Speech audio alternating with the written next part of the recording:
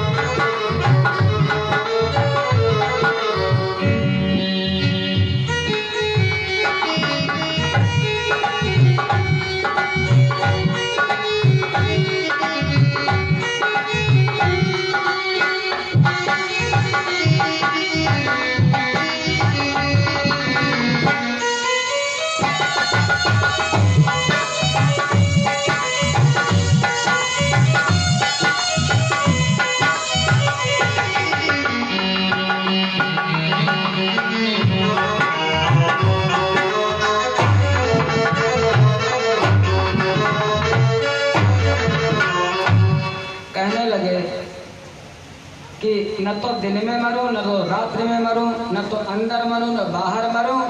ब्रह्मा ने कहा ठीक है ऐसे होगा।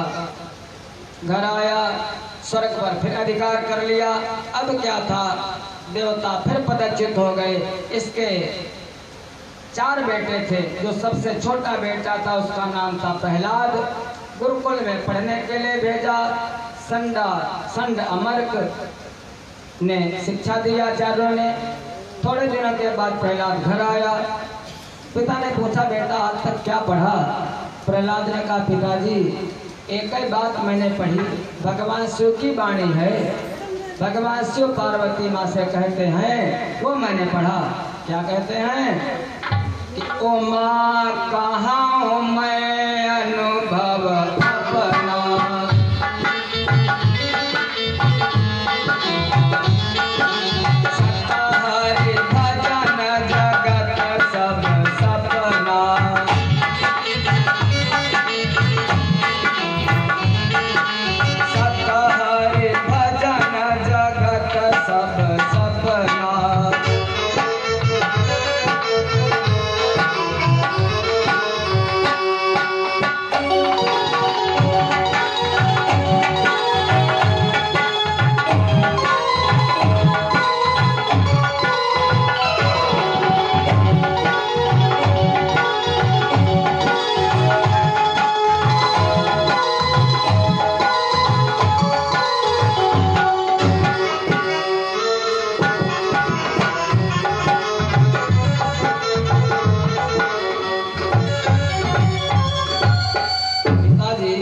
भगवान शिव का ये अनुभव है कि ये अगर कुछ सत्य है तो केवल भगवान का भजन, और सारा जो जगत है वो सब स्वप्नवत है। हिरण्यकश्यप ने कहा, संगमर को बुलाया, अरे आचार्य तुमने कैसी शिक्षा दी, हमारे बच्चे को बहला रहे हो? उसने कहा नहीं, मैंने ये शिक्षा नहीं दी, मैं तो जो दैत्य कुल की शिक्षा है वो दी थी। अब की ले जाओ, अब की बार ठीक ठाक पढ़ाई करवाना। कहने लगे ठीक है। जब अब की बार लेकर के गए, दोबारा पढ़ाया, दोबारा जब पढ़ करके फिर प्रहलाद भैया आए घर को, अब की बार फिर पूछा हिरण्यकश्यप ने, बेटा बताओ क्या पढ़ा? प्रहलाद ने कहा, पिताजी मैंने यही पढ़ा है आज तक, और ऐसी पढ़ाई बहुत अच्छी होती है महाराज, इसीलिए तो हम लोग आए हैं। श्रवणम कीर्तनम विष्णु स्मरणम पाद सेवनम अर्चनम वंदनम दास्यम सख्यम आत्मनिवेदनम। प्रभु की भक्ति, नारायण की भक्ति 9 प्रकार की है। सबसे पहली भक्ति है श्रवणम, कहीं भी इसीलिए कहा जाता है, गोस्वामी जी कहते हैं जो हम जितना ज्यादा से ज्यादा सुन सके ना। पहले श्रवण की परंपरा थी, लेकिन इनके साधन नहीं थे। मैंने बताया था पहले वाले दिन जब भागवत जी 4 श्लोकों में सुनाई तो किसने? महाराज नारायण ने केवल 4 श्लोकों में ब्रह्मा जी को, ब्रह्मा जी ने अपने पुत्र सनकादि को, नारद को, बाद में सनकादि ने महात्म बताया नारद को, फिर नारद ने व्यास को, व्यास ने अपने पुत्र सुखदेव को, और सुखदेव ने परीक्षित को केवल सुनाया है, लिखने की व्यवस्था नहीं थी, लिखा व्यास ने विस्तार किया इसका। तो पहली भक्ति श्रवण, और श्रवण कहाँ होगा? श्रवण तो वही होगा संतों के पास जाओगे तब ना। तो बिल्कुल सेम है।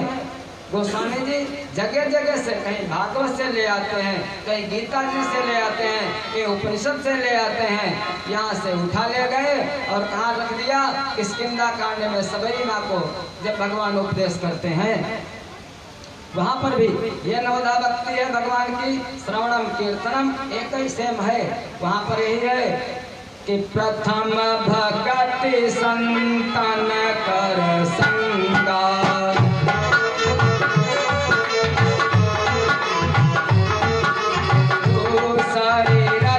मम कथा प्रसंगा।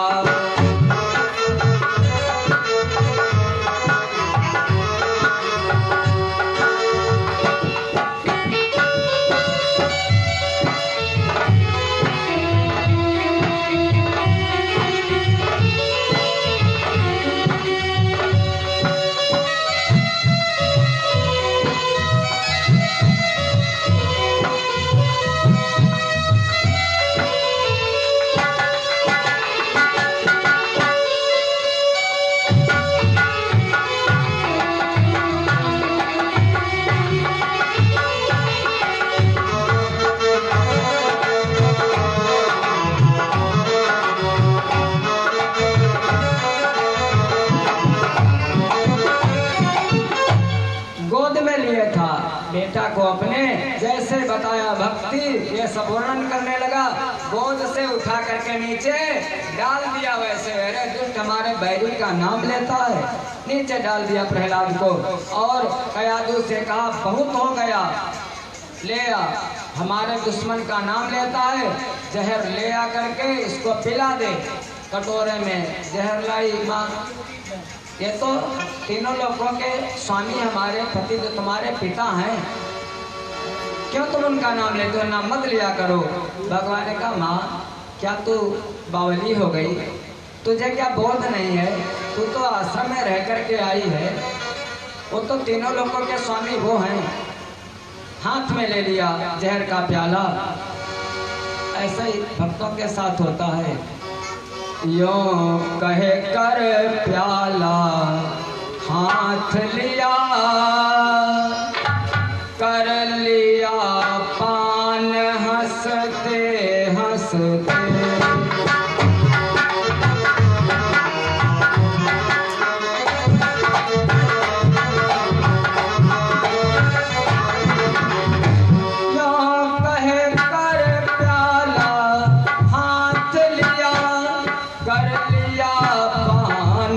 हंसते हंसते।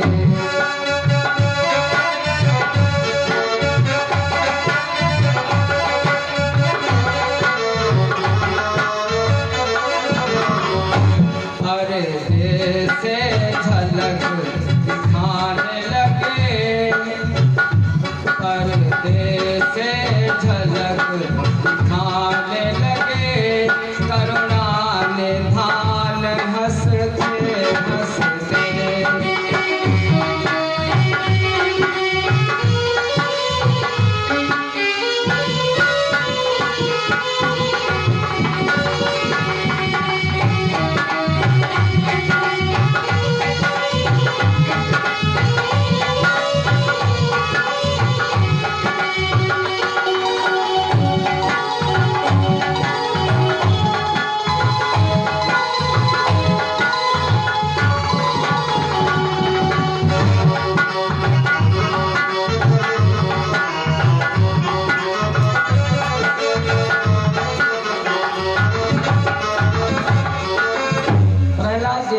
एक घूंट में कटोरा खाली कर दिया। राजा देख रहा था, हिरण्यकश्यप ने सोचा माँ की ममता है, कुछ चाल होगी। एक नौकर था, उसे बुलाया, ले इसको थोड़ा चख कर देख, इसको चाट। जैसे वो चखना चाहता है, महाराज उंगली लगाई, ऐसा तीक्ष्ण जहर था। ऐसे ऐसे जहर आते हैं साइनाइड वगैरह कि उंगली में वैज्ञानिक लोग लगा करके बैठे, उंगली में साइनाइड यानी एक सुई में, और सुई में लगा करके अपनी जबान पर रखा, जैसे पता चल जाए इसका स्वाद कैसा है, मीठा है या खट्टा है या नमकीन। तो जब कलम लेकर के बैठे तो केवल यस बना पाए, यस, दूसरा आगे डब्लू नहीं बना पाए या ए नहीं बना पाए। अब वो पता नहीं स्वीट है या साल्ट है, मीठा है या नमकीन। ऐसा तीक्ष्ण जहर था महाराज। लेकिन प्रहलाद भैया का बाल भी बांका नहीं हुआ। उसके बाद बहुत अत्याचार किए, हाथियों के आगे डलवाया, पर्वत से गिरवाया, सर्पों के आगे डलवाया। जब कुछ नहीं बस चला तो एक बहन जी थी, बहन जी का नाम था डुंडिका। डुंडिका को बुलवाया, डुंडिका ने कहा ठीक है। डुंडिका को एक fire proof jacket, fire proof यही तो कह सकते हैं ना, हम लोग तो कहते हैं दुसाला मिला था, तो दुसाला वही फायर माने जो आग को, जैसे बुलेट प्रूफ जिसमें गोली ना लगे, जो बरसात में मोटरसाइकिल लगा के चलते, क्या रैन कोट कहते ना उसे, जो वर्षा से रक्षा करे, ऐसे फायर प्रूफ उसको वस्त्र प्राप्त हुआ था तपस्या से। उसने ओढ़ लिया, ओढ़ करके बैठ गई, प्रहलाद को गोद में ले लिया, लकड़ियां लगा दी गई, आग लगा दी गई। जब आग लग गई, आग तीव्र हो गई, प्रचंड हो गई, बच्चा जलने लगा, होलिका जलने लगी। अब यहाँ पर दो मत हैं। एक मत तो ये है कि ऐसा झोंका आया कि वो जो वस्त्र था वो प्रहलाद के आगे आ गया और वो होलिका से अलग हो गया। संतों का मत ये है कि कैसी भी थी लेकिन वो बुआ थी प्रहलाद की ना। जैसी भगवान की बुआ है कुंती, बुआ का और भतीजे का बहुत प्रेम होता है। आई तो थी जलाने के लिए, लेकिन जब प्रहलाद जलने लगा तो डुंडिका ने सोचा, उसके अंदर वात्सल्य आ गया। माताओं के अंदर यही तो है ना, कितनी करुणामयी होती हैं। वात्सल्य में दुख किसी का देख नहीं सकती। वात्सल्य आया, बच्चा जल रहा है, अपने वस्त्र को निकाल करके और प्रहलाद को उड़ा दिया उसने। ये संतों का मत है ना। निज प्रभु मैं देखें जगत कैसन करें विरोध। डुंडिका नाम की राक्षसी जल गई, नाम पड़ गया। अब जो दुष्ट लोग थे वो उस समय क्या करने लगे, उत्पात मचाने लगे, कीचड़ फेंकने लगे, ये सब करने लगे। तो वही आजकल होता है, दुष्टों का ये काम और संतों का ये काम। जो भक्त लोग थे वो गले मिलने लगे। अब भी चैन नहीं मिलना कश्यप को। अब कैसे मारा जाए, कैसे मारा जाए। एक दिन उसने विचार किया। उसी के घर में एक खम्भ था, बरामदा था, कोई बढ़िया खम्भा था। उसी खंभे में प्रहलाद भैया को बांध दिया। अब बता, तुझे मार ही डालूंगा। तलवार ली हाथ में, तलवार लेकर के खड़ा हुआ, कहने लगा बताओ आज क्या तुम्हारा प्रभु नारायण तुम्हारी रक्षा करेगा? प्रहलाद ने कहा बिल्कुल करेगा।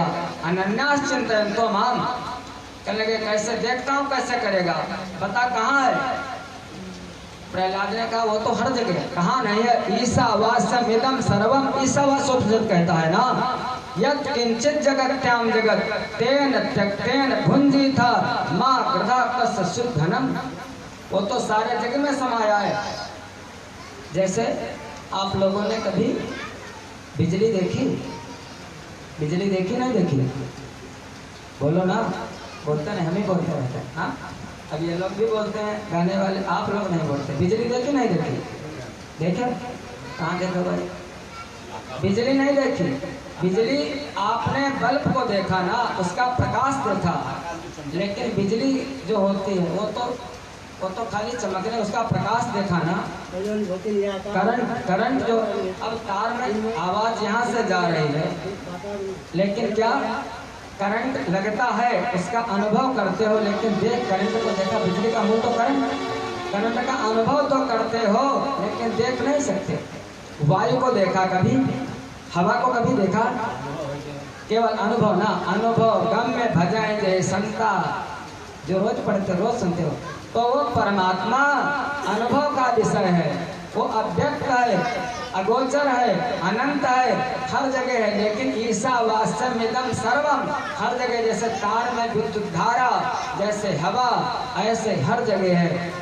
लेकिन जब वो प्रेम की आँच पाता है, वो परब्रह्म परमात्मा, तो अभी देखो बता रहे थे स्वामी जी, वो अव्यक्त से व्यक्त हो जाता है, निराकार से साकार हो जाता है, प्रेम की आँच पाता है। तब प्रहलाद ने कहा हाँ खंभे में भी है। अब उसने कहा अच्छा खंभे में? उठाई तलवार और खंभे पर दे मारी हिरण्यकश्यप ने। जब महाराज इसके लिए, क्योंकि भक्त ने कहा है ना, सुखदेव जी बोले हे परीक्षित, सत्यम विधातुम निज भृत्य भासितम व्याप्तिम च भूतेषु खिलेषु चात्मनः अदृश्यतापत्यतरोपमुदभवन अस्तंभे सभायां नम्रतम न मानुषम। ध्यान देना, सत्यम विधातुम निज भृत्य भासुतम, सत्य करने के लिए किसकी वाणी? अपने भक्त की वाणी, निज भृत्य प्रहलाद की वाणी सत्य करने के लिए। सत्यम विधातुम निज भृत्य भासुतम अस्तंभे सभायां, जो खंभा लगा था उससे, वो तो हर जगह कोई रूप बना करके आ जाते, लेकिन आए कैसे? नम्रगम न मानुषम, न तो मनुष्य है न तो पशु है। एक अवतार हुआ भगवान का, 24 अवतारों की तो कथा है भागवत। प्रेम से बोलो नरसिंह भगवान की। भगवान का हाथ में ले लिया, उठा करके हिरण्यकश्यप को, और हिरण्यकश्यप से कहने लगे तुझको वरदान दिया गया था, देख ले अपने वरदान के अनुसार, तेरे वरदान में कोई इफेक्ट नहीं है, बिल्कुल वैसा ही है। न तो दिन है न तो रात्रि है, संध्या का समय है, संध्या बेला। इसलिए संध्या के समय कोई दुष्कर्म नहीं करना चाहिए ना, न सोना चाहिए, न खाना चाहिए, न मैथुन करनी चाहिए, ये कुछ नहीं कर, भगवान का भजन करना चाहिए उस समय, संध्या का समय। न तो तू घर के अंदर न बाहर है, चौखट पर है, इसीलिए संध्या के समय चौखट पर नहीं बैठना चाहिए। और न तो हमारे हाथ में अस्त्र है न शस्त्र है, ये भी देख ले बिल्कुल। न तो मैं मनुष्य हूँ न तो मैं पशु हूँ, वरदान में कोई हेर फेर नहीं है। कहने लगे भगवान, भीतर था और न बाहर था, पकड़ा नीच को दे हरि पर।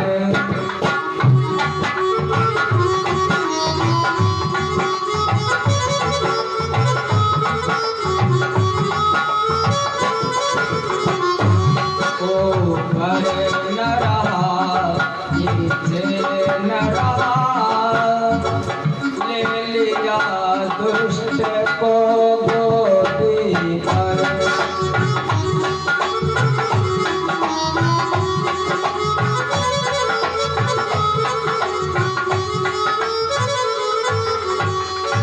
दिन भी न रहा रात भी न थी, संध्या का समय सुहाना था।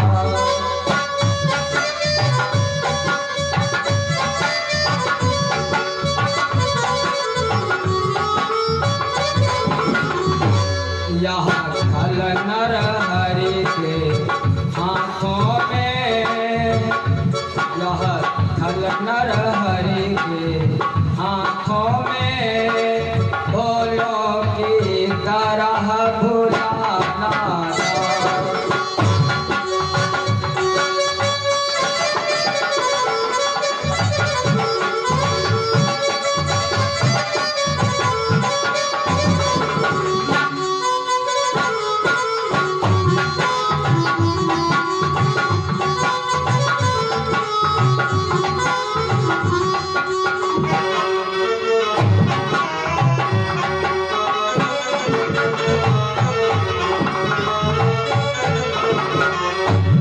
ऐसा समय था न तो दिन न रात्रि, न अंदर न बाहर। भगवान ने गोदी में ले लिया और अपने नखों से उसके उदर को विदीर्ण कर दिया।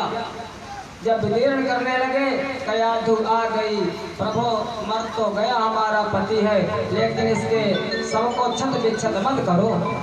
प्रभु कहने लगे, कयाधु ये तो पिता है ना, मैंने देखा पिता कितना कोमल होता है, लेकिन ये पिता कैसा, इसका दिल कैसा, हृदय कैसा है। मैं देख रहा हूँ क्या पत्थर का हृदय तो नहीं। इतने अत्याचार के मेरे भक्त पर, अपने बेटे पर। हमारा भक्त था, इसलिए भगवान ने वध करके और सीधे जो सिंहासन था उस सिंहासन पर उछल करके बैठ गए, लेकिन रूप नहीं बदला। देवता लोग आए, स्तुति करने लगे, प्रभु अपने स्वरूप में वापस आ जाओ। लेकिन भगवान माने हुंकार भर रहे हैं। देवताओं ने सोचा पति सबसे ज्यादा प्रेम करता पत्नी से। लक्ष्मी का आवाहन किया, हिरण्य वर्णाम हरिणीम सुवर्णजत सुजाम। माँ लक्ष्मी आई, आकर के देखा ये तो हमारे पति हैं ही नहीं, न तो स्वरूप से लगते न तो स्वभाव से लगते, ये नहीं है। देख करके अनदेखा कर दिया। भगवान ऊपर भी एकदम दहाड़ मार करके दौड़े, लक्ष्मी पर भी। अब देवता क्या करें, अपने रूप में कैसे आए। कहने लगे, प्रहलाद अब भैया तुम ही विनती करो। प्रहलाद ने विनती की, प्रभु हमें क्षमा करो, हमारे कारण आपको इतना दुख उठाना, इतना कष्ट उठाना पड़ा, हमारी रक्षा करने के लिए।